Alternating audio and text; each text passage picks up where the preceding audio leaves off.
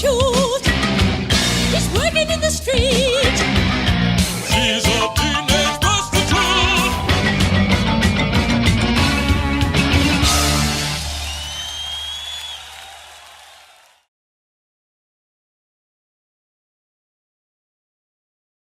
Ce qu'on retrouve dans la bibliothèque d'Alice, disons l'essentiel de ce qu'un lettré ouvert d'esprit se doit de se targuer d'avoir lu, est également présent ici, mais au milieu de tout et de n'importe quoi, comme dans le Capharnaüm d'un bouquiniste improbable.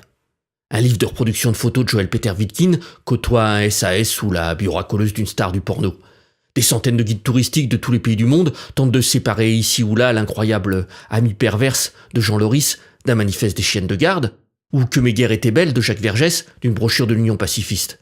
De vieux exemplaires d'Harakiri, de l'assiette au beurre ou de Maisons et Travaux se partagent un rayonnage avec des classiques en collection de poche au milieu de quelques tachènes, dont l'incontournable et magnifique consacré au tatouage, et d'une pile collector de gravesines provenant des quatre coins du monde. Énormément de DVD, même de VHS, pour faire court. À défaut de faire simple, on pourrait dire que le meilleur de la programmation de la Cinémathèque ainsi que celle des étranges nuits du cinéma de la Chaux-de-Fonds sont en grande partie réunis là. L'Espalette regarde en passant le titre d'une jaquette qui lui attire l'œil. Les connaisseurs comprendront pourquoi d'évidence. Ilsa, la tigresse du goulag. Sont mélangés à des livres anciens, des éditions originales, des manuscrits précieux ou des exemplaires dédicacés par les auteurs. Bataille et Calafert tutoient Paul Claudel et Peggy. Le salut par les Juifs et Crash Chute qui fait de l'œil à Mein Kampf. Splendeur et misère des courtisanes, côte à côte avec les misérables, reposent sur les mystères de Paris. Cyrano goûte à la volupté de l'honneur de ne pas être un Tartuffe, pendant que les 4 tomes des 3 mousquetaires l'attendent en enfilade pour un duel singulier. Le Capital est contre Bagatelle pour un massacre, Pessoa lance un ultimatum à Alvaro de Campos, Rétif de la Bretonne surveille du coin de l'œil l'intégrale de Sade, Hitler égale SS coup doigt BHL qui trône sur le dictionnaire de la bêtise, sous l'œil hilar de Jean Edernalier en couverture de ses carnets impudiques.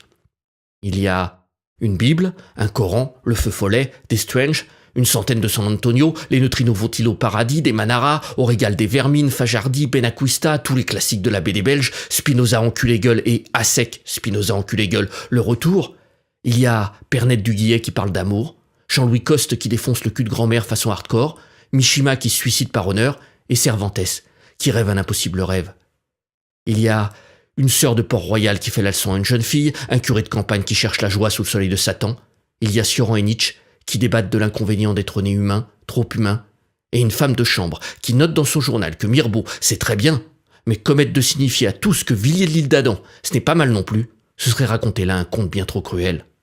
Il y a Voilà pourquoi j'ai frappé dans le tas d'Émile Henry, Le noir est une couleur de Griselidis Réal, Souvenir d'une mort vivante de Victorine B, ou l'extraordinaire Histoire décousue ou La vie de Rembrandt de Van Dongen, le peintre en personne. Et encore, ça ce n'est que la moitié. Car l'espace est partagé avec des ouvrages en langue anglaise tout aussi hétéroclites. Shakespeare est sur une Harley, enfin, un bouquin de photos dédié à la marque, Jack London près d'un atlas du monde, le portrait de Dorian Gray au cœur d'une bio en 2 tomes consacré à Garbo, le livre de la jungle perdu parmi l'intégrale des Tarzans, V pour Vendetta coincé par les Avengers, le lapin blanc d'Alice couché sur un Playboy, et George Orwell dans la Dèche à Boucard. Plus loin, quelques auteurs ont été oubliés depuis trop longtemps par Lawrence.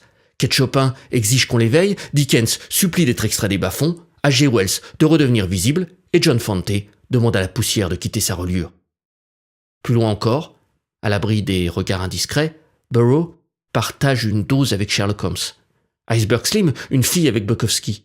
Bret Easton Ellis, un cadavre avec J.G. Schaeffer. Dr. Jekyll veille et exhorte Mr. Hyde à ne pas les rejoindre. Et il y a Defoe, Swift, Poe, Byron, Keats, Melville, Joyce, Henry James, Fitzgerald, Ezra Pound, Hemingway, T.S. Eliot, Virginia Woolf, Thomas Hardy, Raymond Chandler, Faulkner, Dos Passos, Tennessee Williams, Dashiell Hammett, Steinberg, Henry Miller, Styron ou Nabokov, mais au final, c'est Johnny Angelo qui trône au premier plan et attire l'attention, semblant s'écrier « I'm still the greatest ».